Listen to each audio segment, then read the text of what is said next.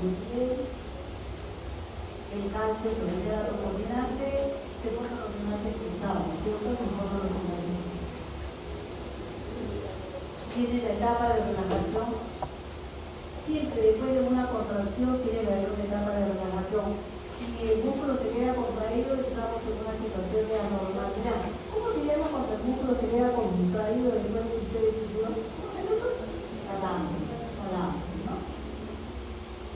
Entonces, acá las etapas de relajación muscular, como el caso regresa claramente al retículo sarcoplástico, se suspende la interacción entre actina y miosin, ¿no? Y esto es lo que les quería decir. Nosotros trabajamos con una máquina que se llama electromiógrafo. El procedimiento de electroterapia significa estudio de la actividad eléctrica del músculo. Con un electrodo, con un microelectrodo, entramos al músculo y se ve como el músculo funciona. Es maravilloso, ¿no? Y se ve como el nervio funciona también, ¿no? Entonces, ya habíamos dicho lo que era una unidad motora, habíamos dicho que era, ¿no?, una motoneurona alfa que está descargado. Acá así se ven las unidades motoras. Aproximadamente las unidades motoras tienen de 2 a 4 milivoltios, tienen acá, este es un tamaño definido. Estas unidades motoras se ven en la pantalla, en la máquina, porque ahora todas son computadoras sofisticadas, y no solamente se ven, se escuchan. Las unidades motoras tienen un sonido especial. El neurofisiólogo obviamente ya conoce ese sonido. Tantos años trabajando con lo mismo, ya saben cómo suena una motoneurona alfa cuando descarga, ¿no? Y ese es una unidad motora, tiene un sonido especial. ¿Qué pasa? Habíamos dicho de que si un nervio es seccionado, habíamos hablado del nervio cubital. ¿Qué pasa si un nervio es seccionado? ¿Habrá potencial en unidad motora? Eso se contraerá el músculo si la lesión es completa. ¿Qué músculo lidera el cubital acá? Habíamos dicho cuál, el aductor del pulgar, los interóseos. Si yo le pongo un electrodo de aguja a los interóseos y la lesión es total, ¿habrá unidad motora? No. No escucho nada. Pongo la boquita y no hay nada. Eso nosotros decimos silencio de reposo. No hay unidades motoras, ojo. No hay unidades motoras con una presión total. Pero después de 15 días aproximadamente de que tuviera la lesión, el músculo no puede estar totalmente sin actividad, sino que el estudio. Aparecen unos potenciales que comienzan, ¿no?, que se llaman potenciales de denervación, y que son las fibrilaciones y son las ondas positivas. El músculo denervado se caracteriza por tener fibrilaciones y ondas positivas después de los 15 días de haber ocurrido la lesión. Tienen un sonido especial, pues, porque son muy pequeñitas, y estas fibrilaciones se parecen muchísimo a los potenciales de Bloch, potenciales en sonido y también en visión. Acá está lo que les decía, la unidad motora, una motoneurona alfa y una con respectivos músculos. Y miren acá una lesión.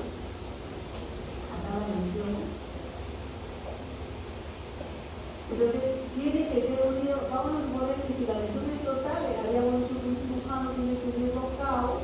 Entonces esta motoneurona alfa va a comenzar a crecer, ¿no?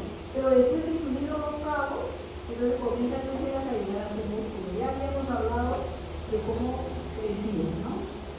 A la velocidad de 1 millón de velocidad.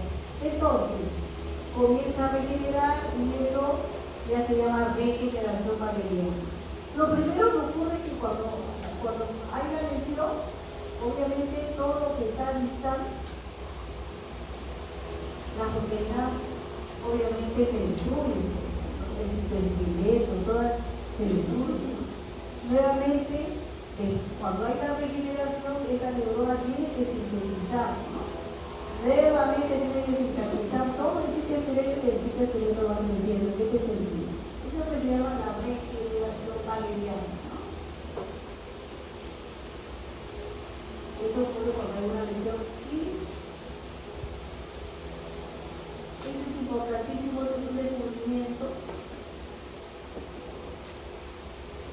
durante años no se sabía, lamentablemente bien para mí, porque he podido observar cómo se desarrolló perfectamente la neurofisiología.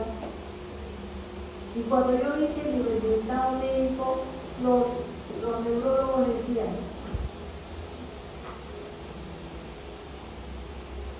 todavía no se descubre, es la distrofia muscular de Duchenne.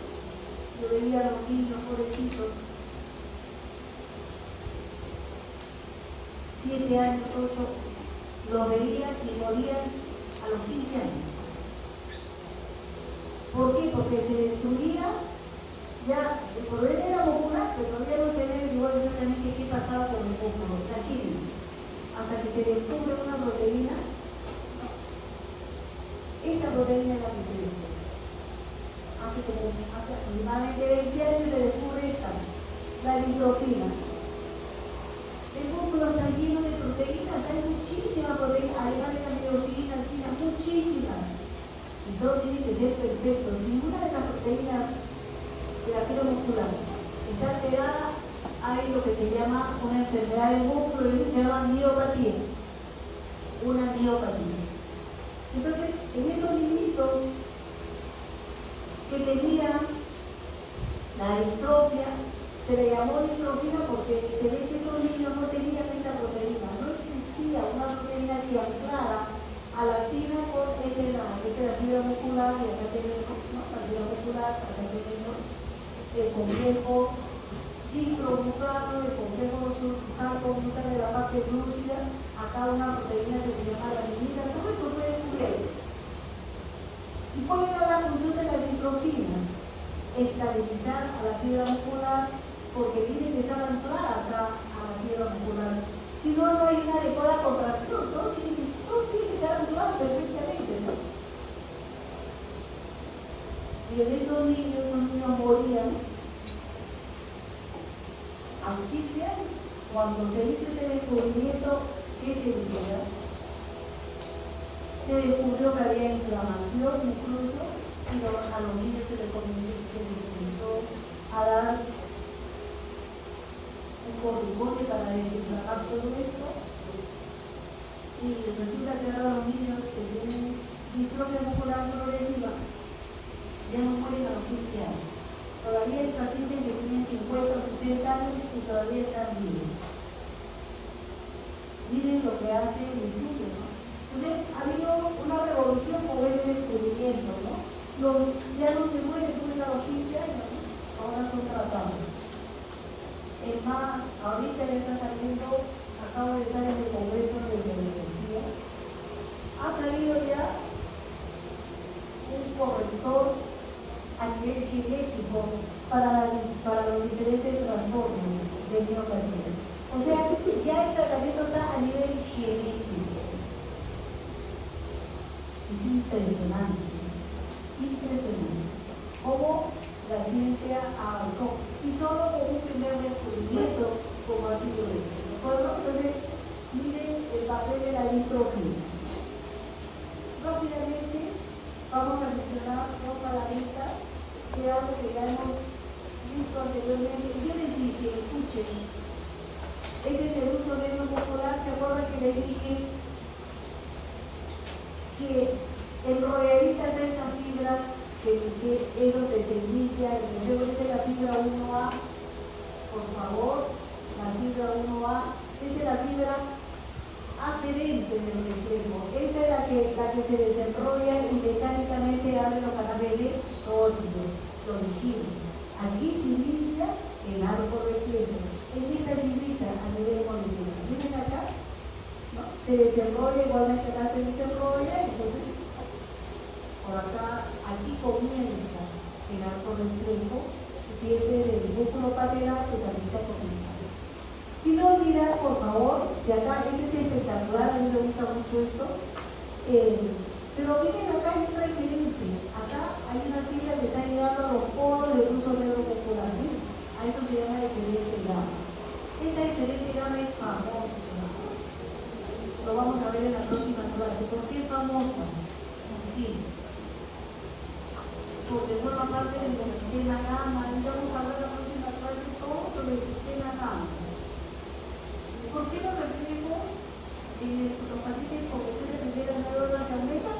Por eso. Eso lo vamos a ver en la próxima clase. Por ahora, miren acá está la diferente gamma llegando a los polos de uso neuromuscular.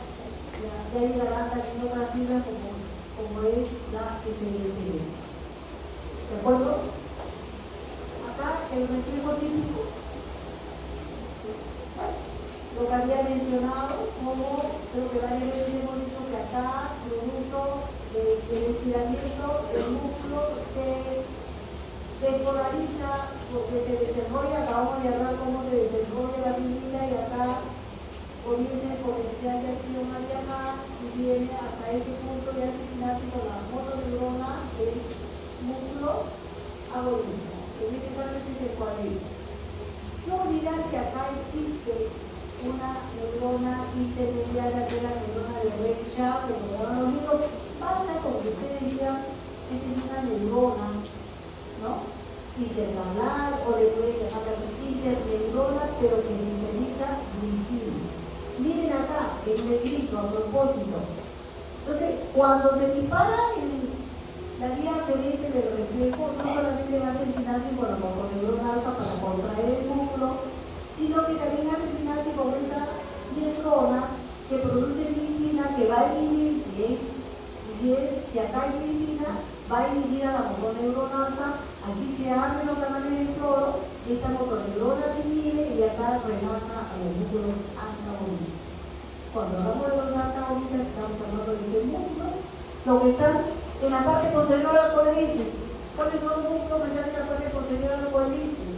Semicapitoso, semimembranoso.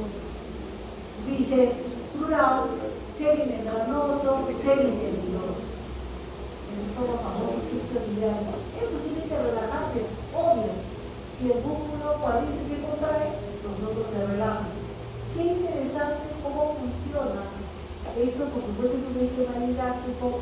Por supuesto que durante el arco reflejo hay una serie de sinapsis que se dan, ¿no? Ya lo veremos, ya ustedes lo estudiarán de manera detallada, ¿no? En las prácticas, en los seminarios. Y acá está, este es muy interesante. Muchas veces cuando ustedes comienzan a hacer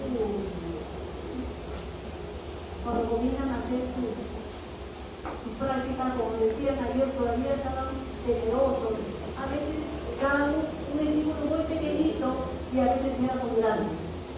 Entonces, ya se acostumbrarán.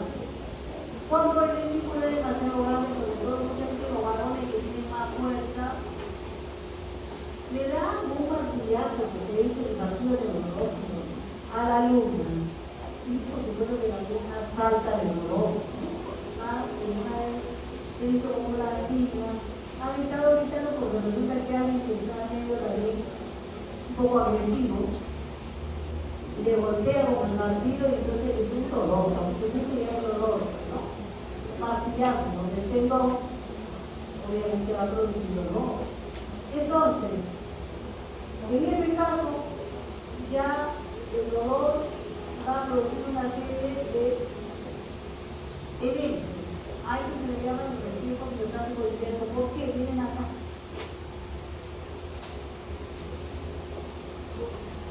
No solamente se dispara, acá está el uso, no solamente se dispara esto, esta vía aferente, sino que acá, como le han golpeado duro el tendón, entonces acá hay unos receptores. Estos receptores del tendón se llaman órganos tendinosos de Golgi. Estos son los órganos tendinosos de Golgi. Entonces acá hay una fibra que se activa por el golpe demasiado intenso de la fibra 1B. ¿Y a dónde va la fibra 1B? Directamente a la neurona de Reichard. ¿Qué hace la neurona de Reichard? De inmediato, muy rápidamente la inhibe a la misma. Al inhibirla, bloquea totalmente. O sea, la motoneurona alfa está lista para responder, pero ¿qué pasa? Ya no responde porque la inhibe. A esto se llama reflejo miotático inverso. Es un reflejo frustro, no sale. volviendo al ejemplo del alumno que golpea intensamente el tendón de una alumna, lo único que va a producir en la niña es que dé un grito, pero no hay reflejo. O en todo caso es un reflejo que se llama reflejo frustro, como que iba a salir, pero no salió nada. ¿De acuerdo? Eso es lo que se llama reflejo miotánico inverso cuando el estímulo es demasiado intenso. ¿De acuerdo?